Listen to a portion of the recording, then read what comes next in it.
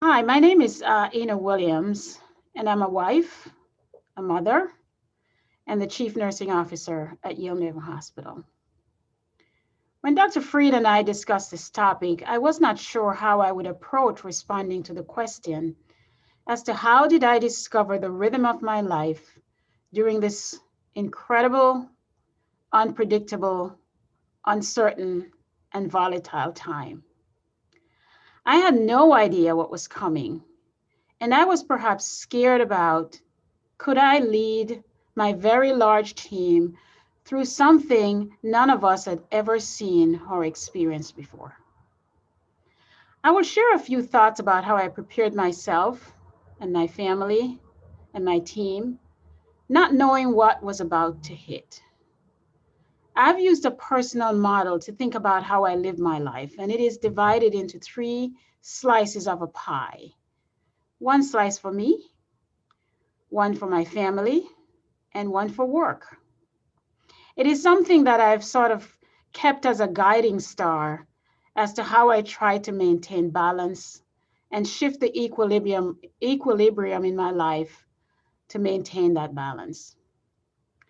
The idea of these three slices is to try to keep moving the slices back to equal, even though there are times that one slice may grow and be sustained over a period of time. So my first preparation was family, educating them, coming up with a plan A and B for home.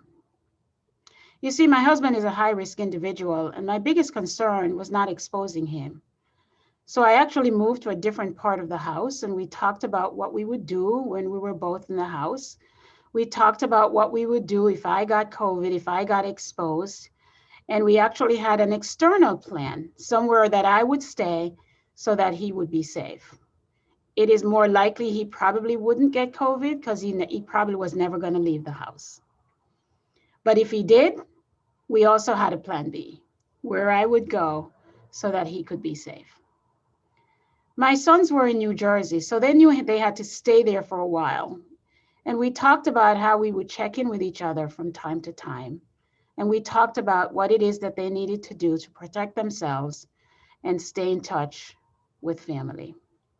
They were most concerned about their dad and how to protect him. They were worried about me, but they think I'm Superwoman anyway, so, I'm just kidding.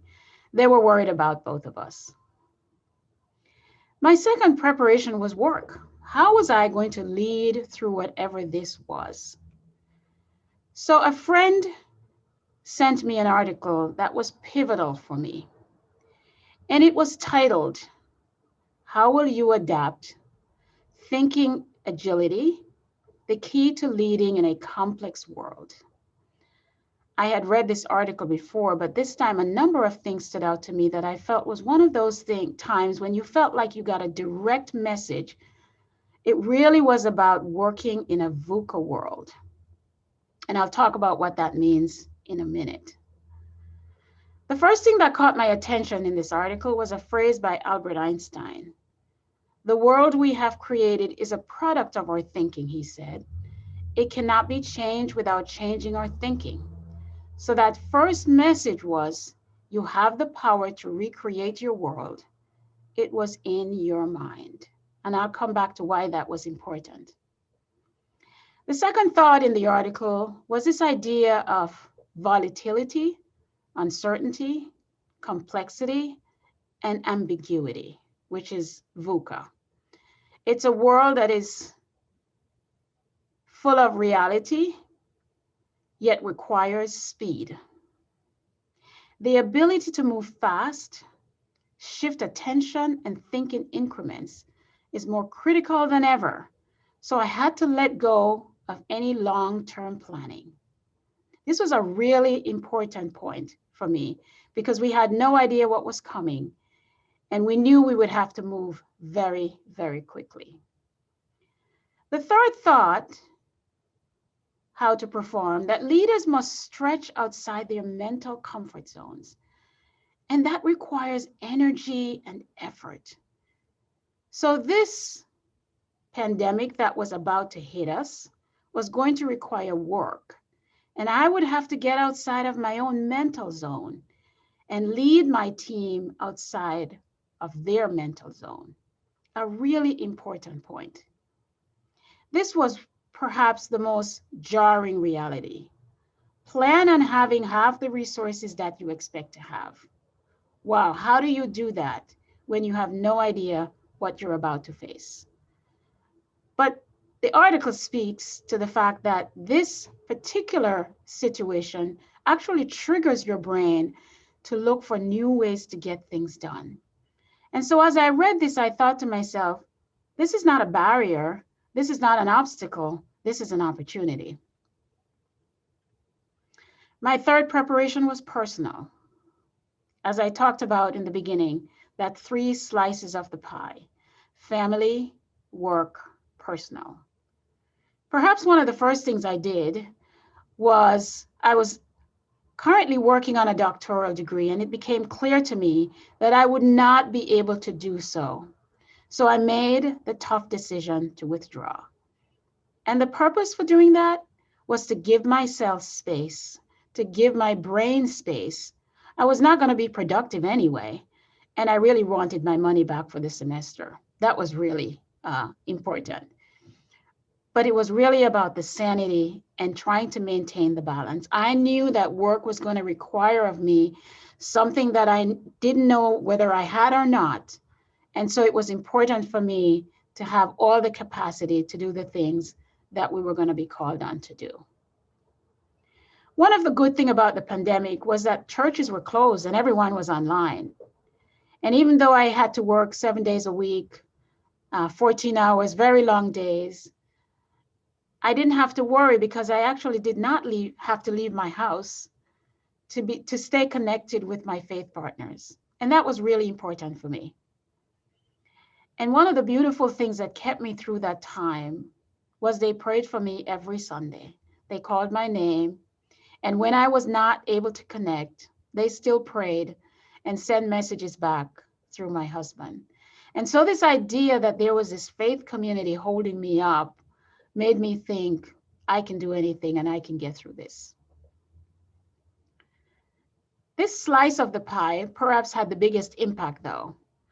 I kept telling myself this won't last forever and somehow I can get through this, but this slice of the pie perhaps suffered the most.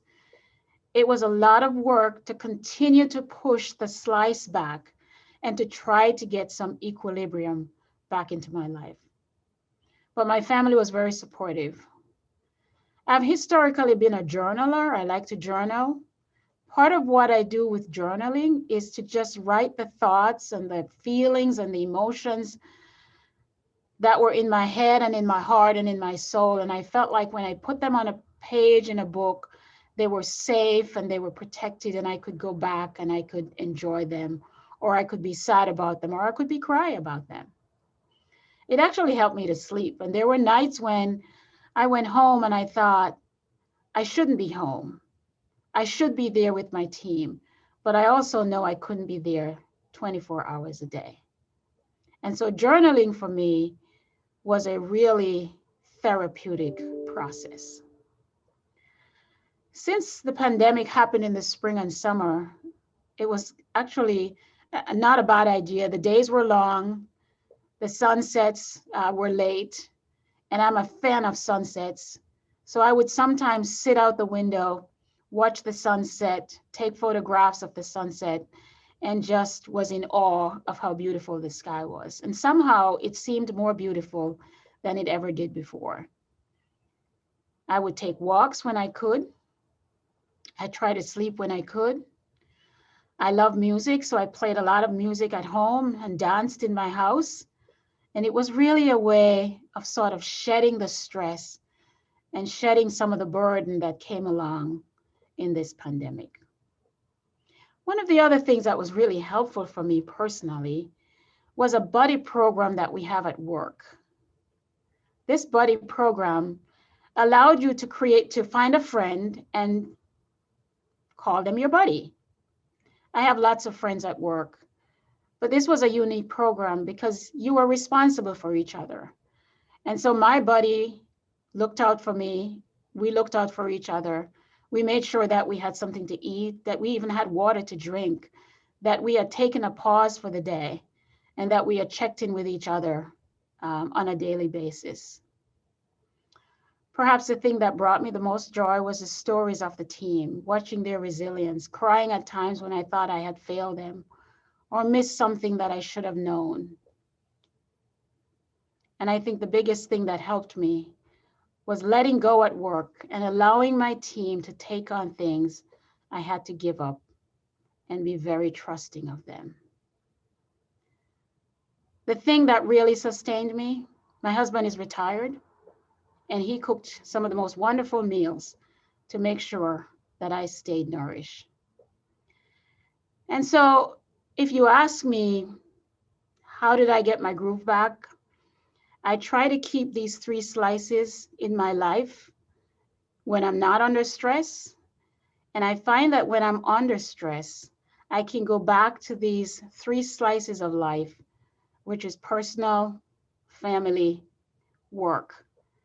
And in sort of a psychological way, I trick my brain into trying to make sure that I try to keep those slices as balanced as possible.